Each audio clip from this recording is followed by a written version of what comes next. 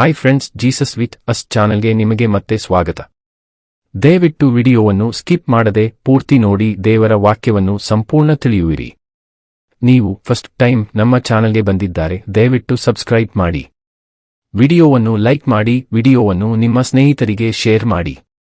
ನಿಮ್ಮಿಂದ ನಮಗೆ ಹೊಸ ವಿಡಿಯೋ ಮಾಡಲು ಸ್ಫೂರ್ತಿ ಸಿಗುತ್ತದೆ.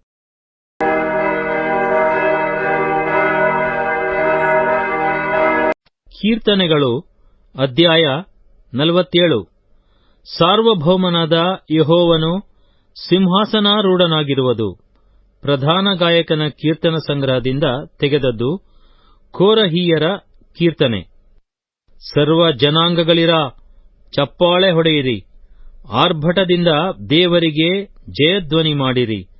ಪರಾತ್ಪರನಾದ ಯೆಹೋವನು ಭಯಂಕರನಾಗಿದ್ದಾನೆ. ಆತನು ಭೂಲೋಕಕ್ಕೆಲ್ಲ ಅಧಿರಾಜನಾಗಿದ್ದಾನೆ.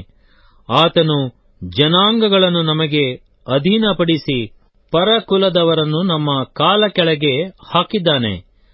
ಆತನು ಯಾಕೋಬ ವಂಶದವರಾದ ನಮ್ಮನ್ನು ಪ್ರೀತಿಸಿ ನಾವು ಅಭಿಮಾನಿಸುವ ಸ್ವಾಸ್ಥ್ಯವನ್ನು ನಿರ್ಣಯಿಸಿಕೊಟ್ಟಿದ್ದಾನೆ. ಸೆಲಾ. ದೇವರು ಜಯಘೋಷದಿಂದ ಏರಿದ್ದಾನೆ. ಯೆಹೋವನು ತುತ್ತೂರಿಯ ಧ್ವನಿಯೊಡನೆ ಆರೋಹಣ ಮಾಡಿದ್ದಾನೆ. ದೇವರನ್ನು ಸಂಕೀರ್ತಿಸಿರಿ, ಕೀರ್ತಿಸಿರಿ. ನಮ್ಮ ಅರಸನನ್ನು ಕೀರ್ತಿಸಿರಿ, ಕೀರ್ತಿಸಿರಿ. ದೇವರು ಭೂಲೋಕಕ್ಕೆಲ್ಲಾ ರಾಜನು. ಆತನನ್ನು ಜ್ಞಾನಯುಕ್ತರಾಗಿ ಕೀರ್ತಿಸಿರಿ. ದೇವರು ಸರ್ವಾಧಿಪತ್ಯವನ್ನು ವಹಿಸಿಕೊಂಡಿದ್ದಾನೆ.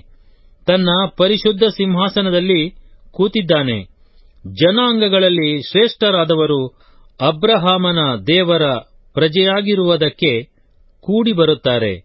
ಯಾಕಂದರೆ ಭೂಪಾಲಕರೆಲ್ಲ ದೇವರಿಗೆ ಅಧೀನರಾಗಿದ್ದಾರೆ. ಆತನೇ ಸರ್ವೋನ್ನತನು,